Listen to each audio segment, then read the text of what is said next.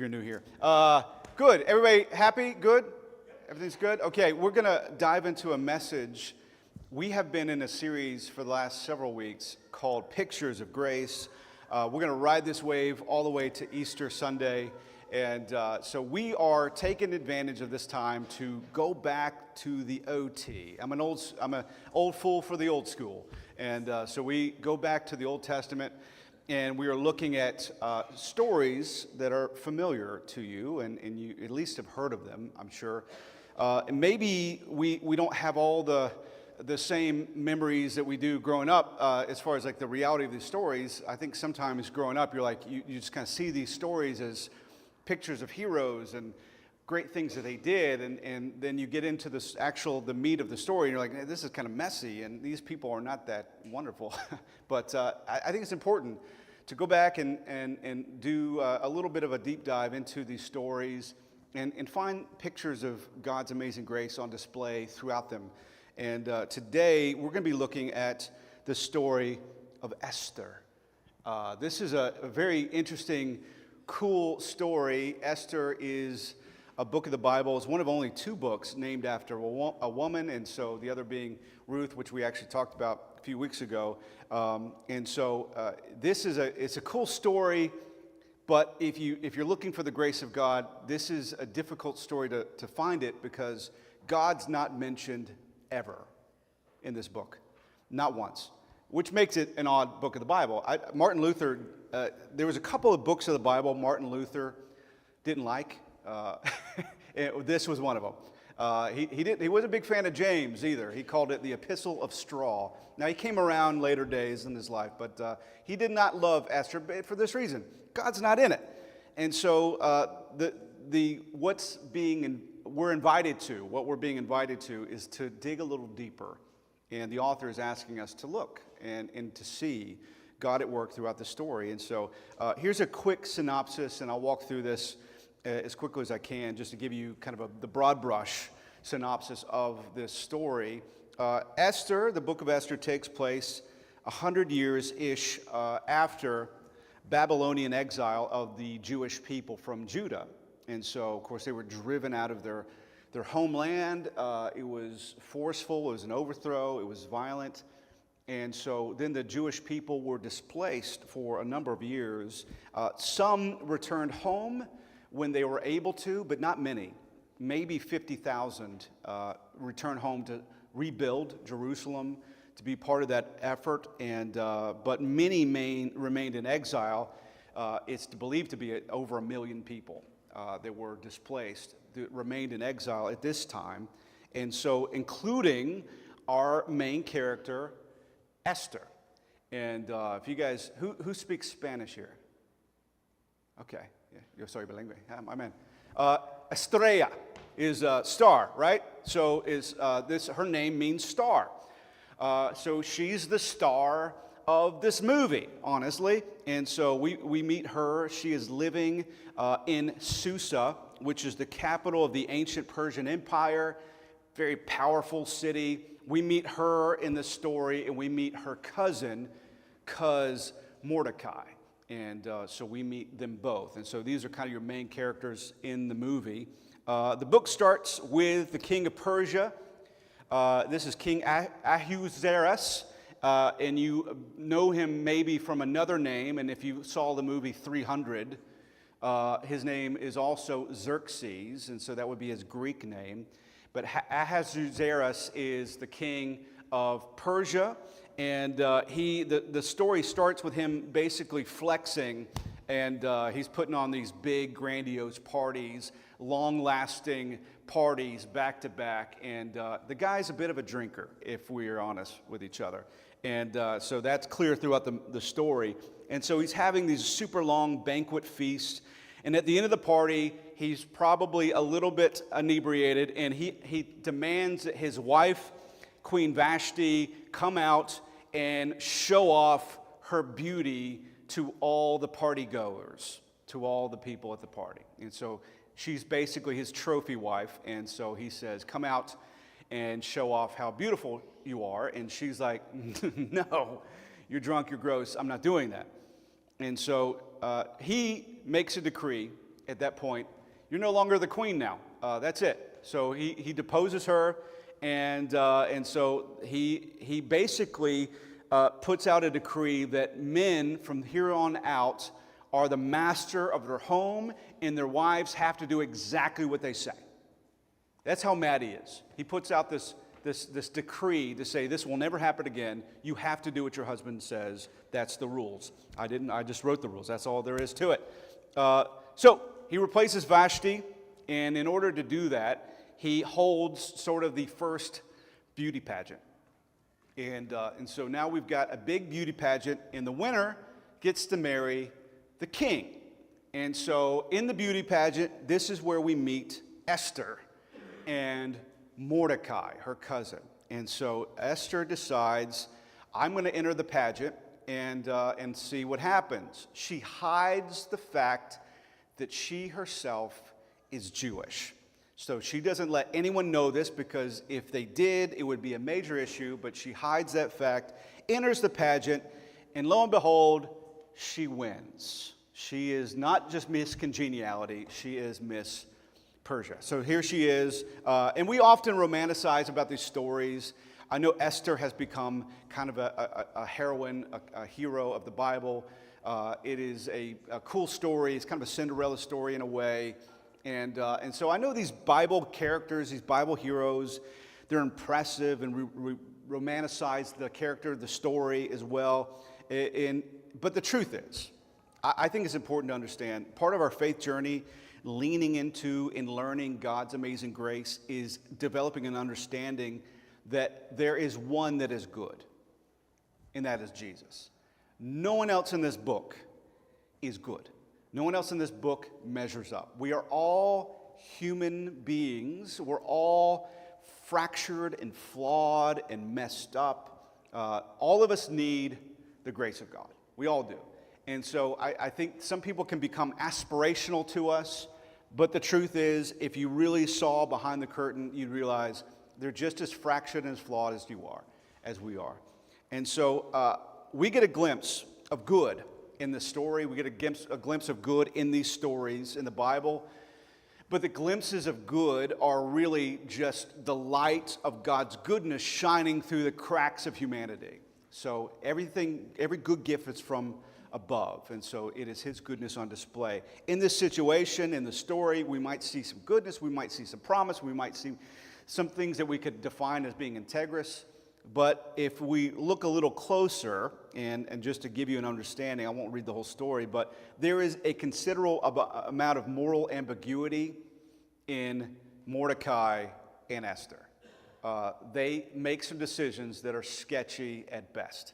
In fact, in this situation, Esther hiding her true identity, entering this beauty pageant, the best case scenario that she's looking for as far as an outcome is that she becomes the wife of a pagan king, which is completely against the Jewish law, the Jewish code. This is absolutely wrong.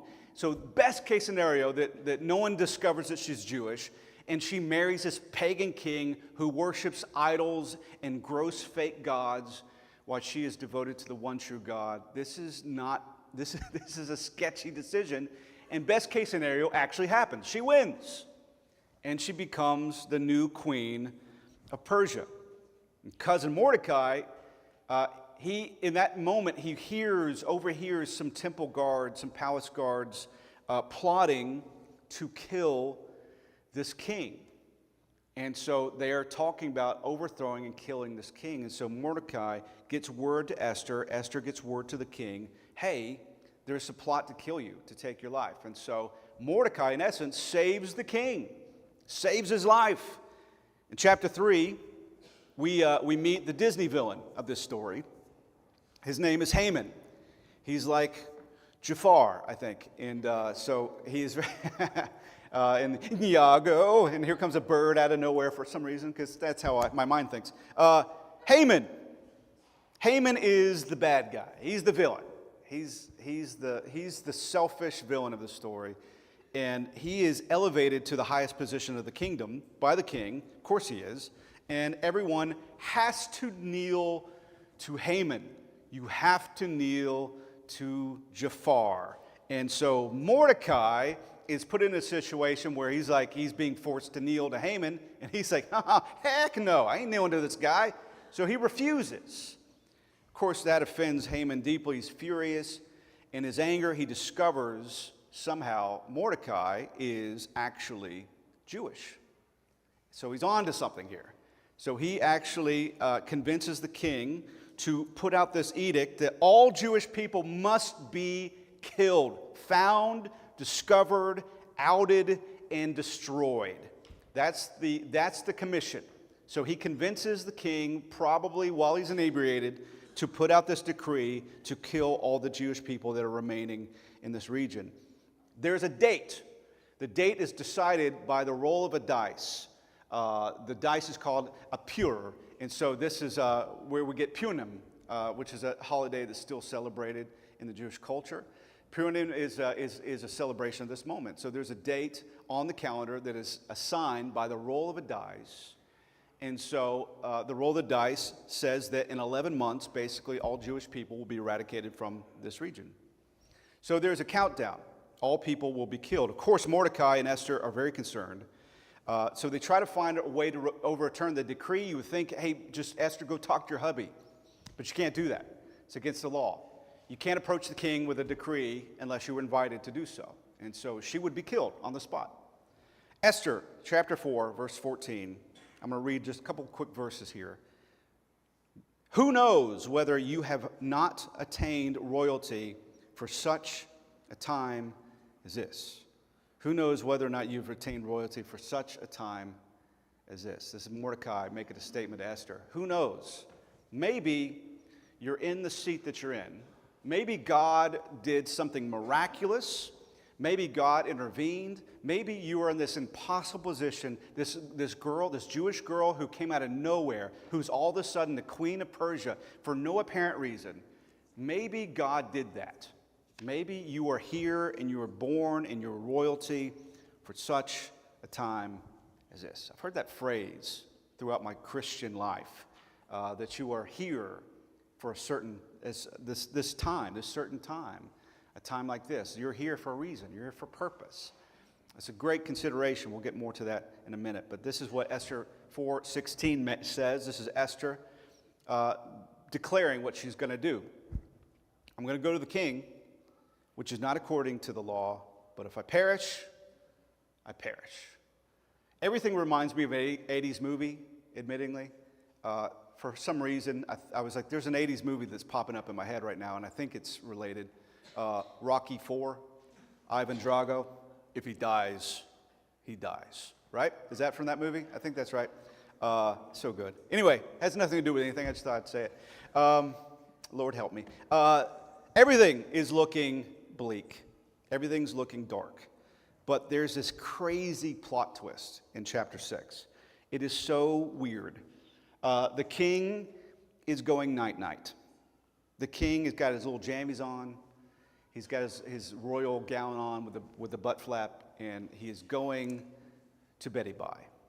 And of course, this king wants to have stories read to him. He wants to have bedtime stories. So he has one of his underlings come in to read from the chronicles, not of Narnia, but of their exploits, of their history, what he's done. Come read to me the stories of my greatness while I go nighty nights. I cuddle up with my Cabbage Patch Kid and curl up and go nighty nights while you read me the story of my great exploits. And so he does.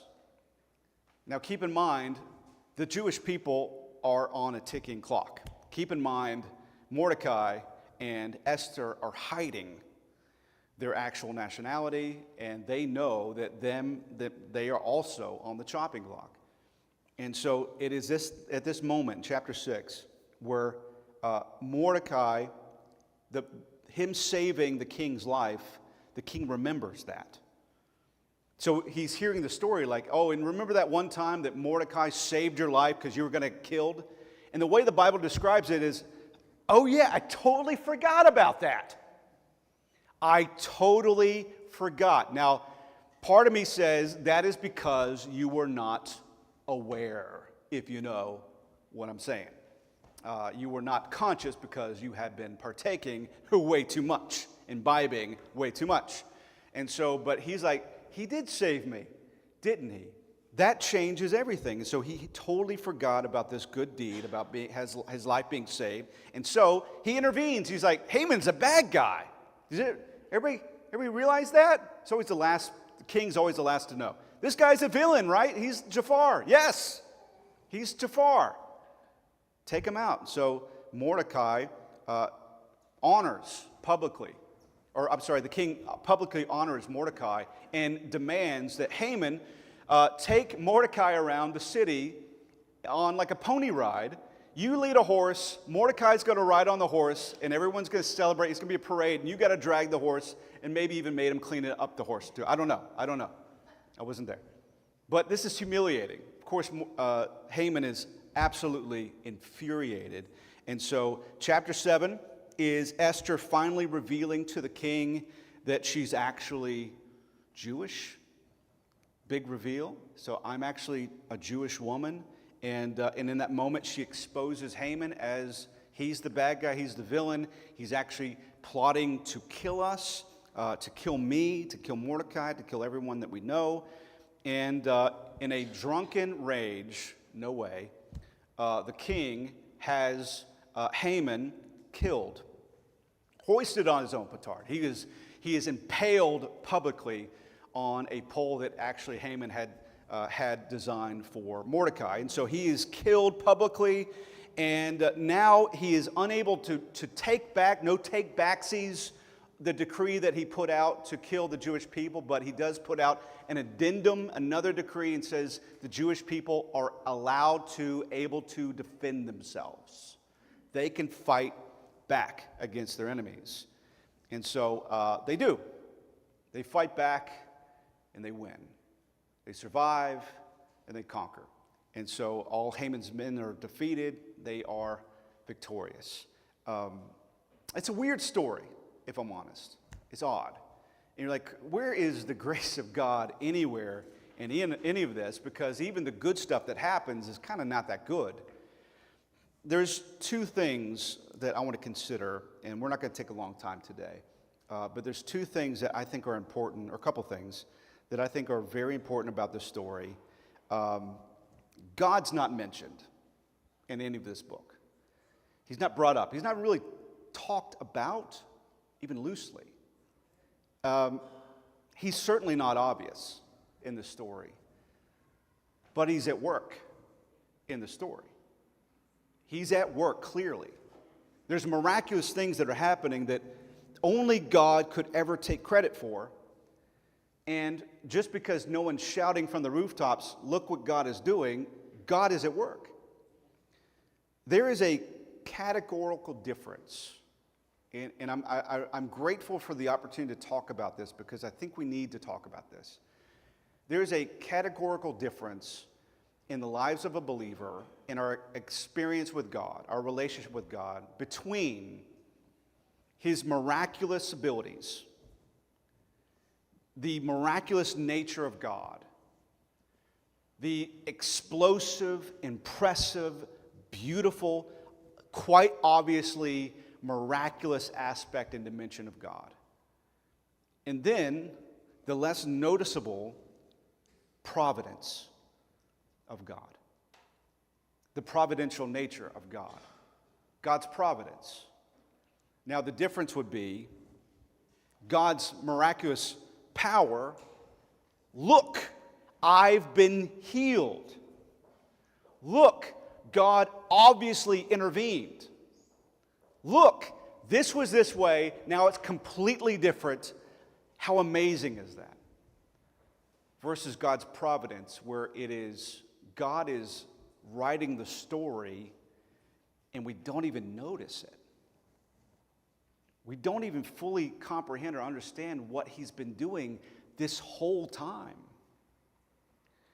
It's the still, quiet voice. It is the unimpressive, unremarkable aspects of our lives that God is sewing together and writing as a story that we don't even notice. When you're a child, you only know that you grow because someone drew a line on the door sill and showed you.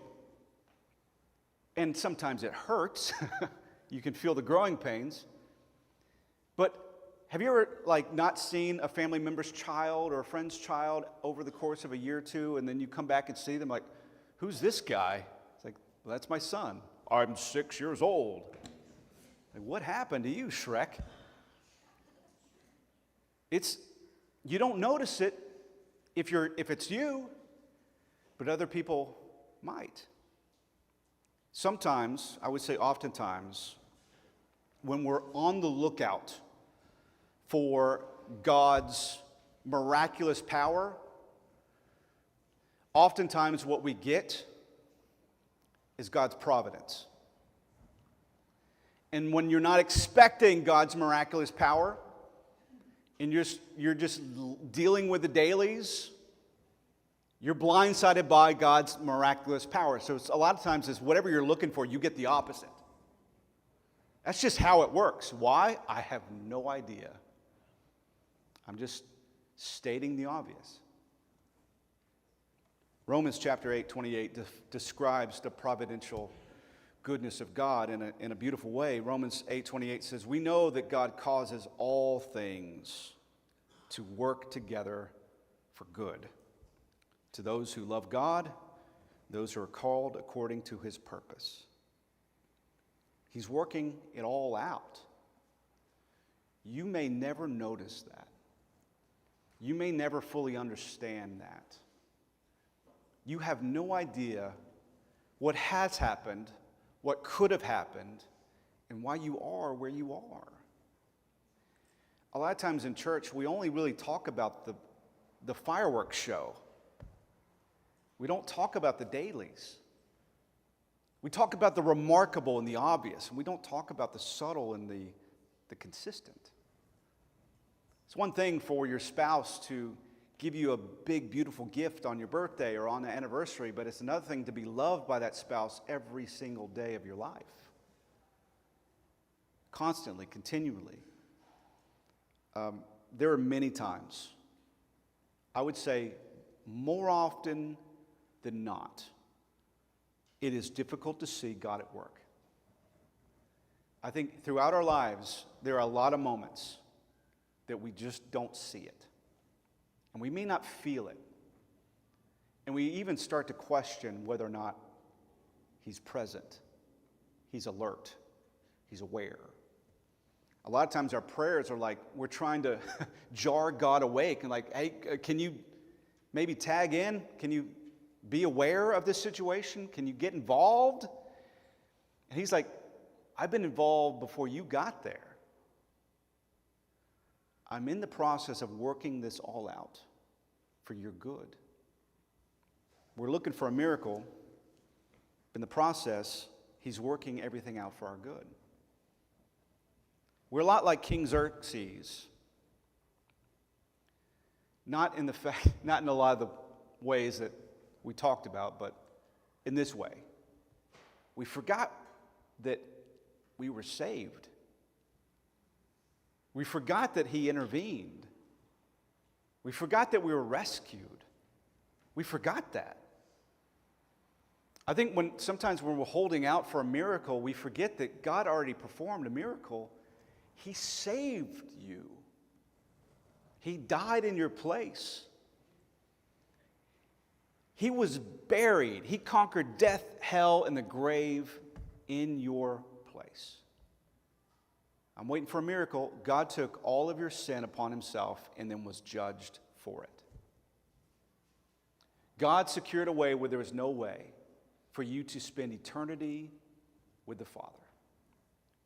So yeah, this world, this fractured, messed up, messy world, we go off script a lot. Things don't go according to plan, probably more often than not.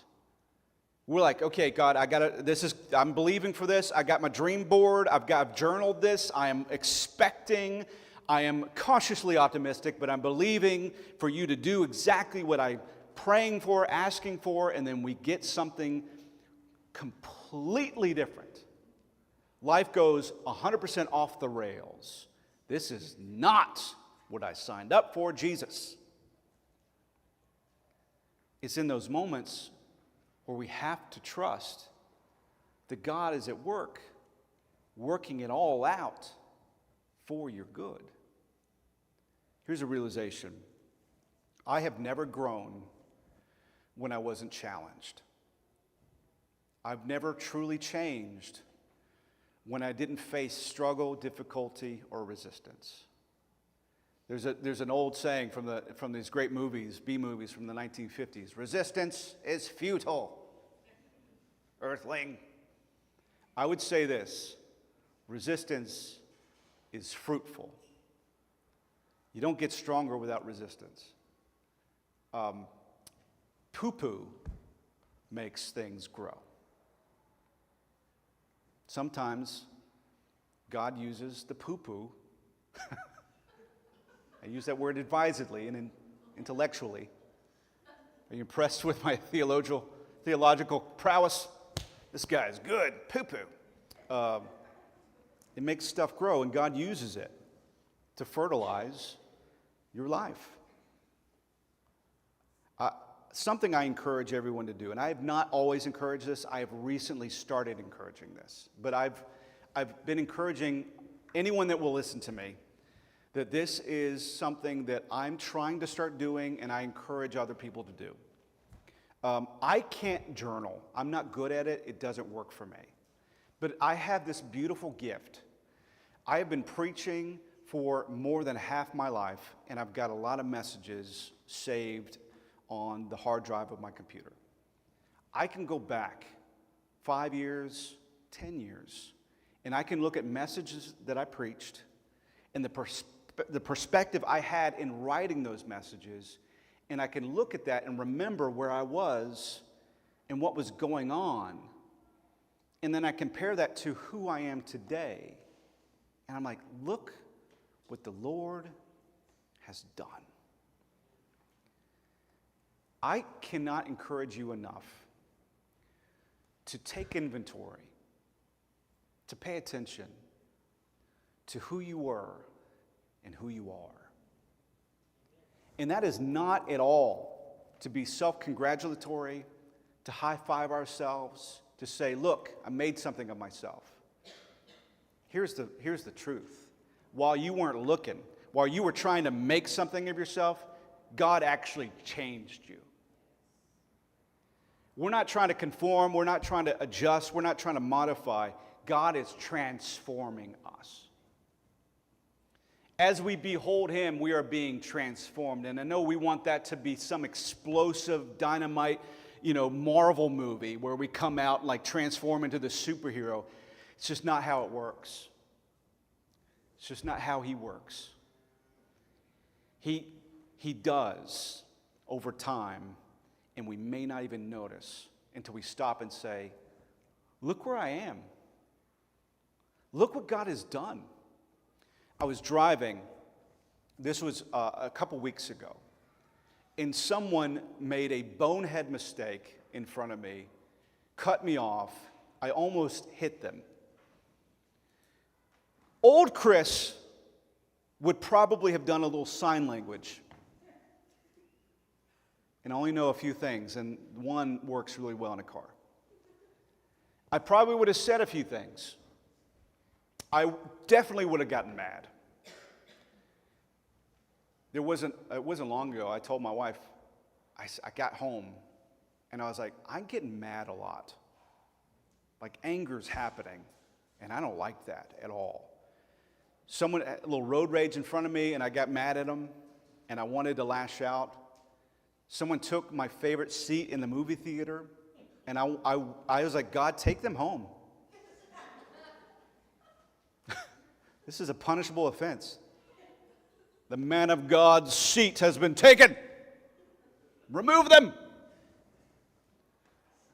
I was mad over nothing, and I'm like, I told my wife, I was like, I don't like that. I think it was last winter, beginning of the year maybe. And I got cut off about a week and a half ago.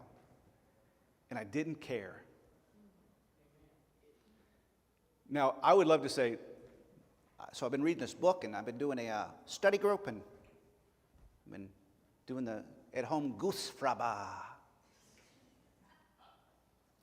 Honestly, I haven't done nothing. But somebody's been at work. God's been at work.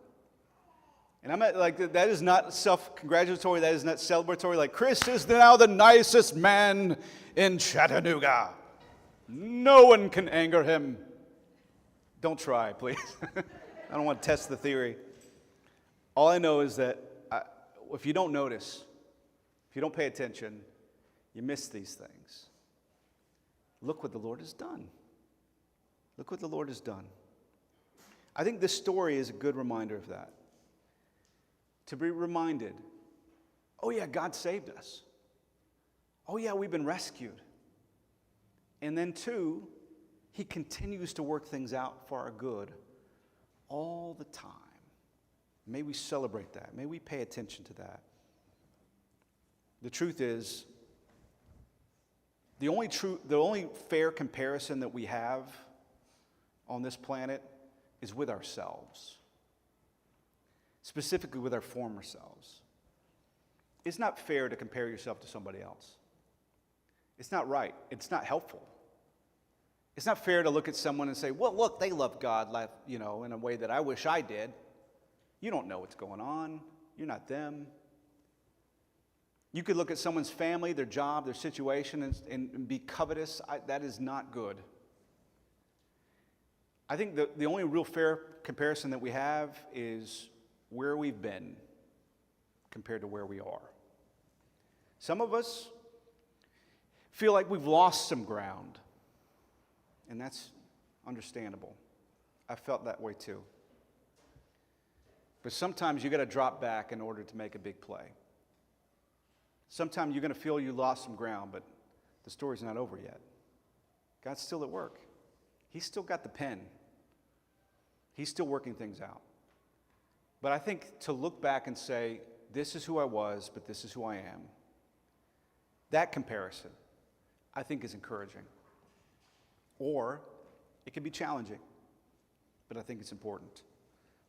God is always faithful. Through the good, through the bad, through the ugly, even when I'm not, He is. When I'm faithless, He's faithful. Philippians chapter 1, verse 6 is an encouragement, and it's beautiful. I'm convinced, or I'm confident of this very thing, that He who has began a good work in you will perfect it until the day of Jesus Christ. That He who has begun a good work in you will perfect it. In other words, He didn't lead us out this far to leave us where we are. He's not done. He's not finished yet. He's at work. And He's working it out for our good. May we be continually reminded that we were made for such a time as this. That our presence in this world, in this city, wherever we go, whatever we do, is needed. You are necessary. You are needed. You are important. You are valuable. You are invaluable to God. You were created and positioned for such a time as this. I like old movies, and I look back and I say this a lot. I was born in the wrong era. I was meant to wear a suit to the grocery store and a fedora. I was meant to talk, hey, how you doing, pal? How's it going? I was meant to talk like that. Sometimes I do anyway. When my wife calls me, I always answer the phone like I'm Cary Grant. Hello, darling. Like I'm Cary Grant or something. She's like, stop it. You're from Chattanooga. Don't talk like that. But I was not born in the wrong era. I was born for such a time as this. We're here because we're supposed to be. You've been through what you've been through because you're supposed to be right here. You've experienced the story, the mess that you've experienced, because it brought you here. I had a conversation with someone the other day where they said they're going through a lot. And I looked at them in the eyes and I said, I can't empathize with your situation, your circumstances, but I think I understand how you feel. Because I've felt a lot of feelings. I've been through a lot personally. I've experienced a lot. And I can stop and I can try to be empathetic because I know it hurts, and I know it's scary, and I know it's difficult. And I look back and some of the things that I've felt emotionally and mental health-wise, some of the things I've walked through have been some of the worst things I've ever walked through, and I never want to walk through it again. But in retrospect, it made me who I am. Some of the greatest people you'll ever meet have been through the worst stuff. Some of the people that inspire you the most, encourage you the most, have walked through the toughest stuff. God works it all out for your good because He loves you, and nothing is wasted. Nothing. So I want to encourage you. You're here for a reason. You are around the people that you're around. You're in this community. You're in the city for a reason. And then all the stuff that you've walking through, that you're currently walking through, what you've walked through, it will be utilized to help more people than it hurt. You will be a testimony, a trophy of His grace. You will be. May we just keep our eyes fixed on the author and the perfecter of our faith. I want to pray. If you would, just bow your heads. We'll take a moment and pray. I want to make this invitation, eyes closed, heads bowed, just respecting the moment. If you're here and you say, Chris,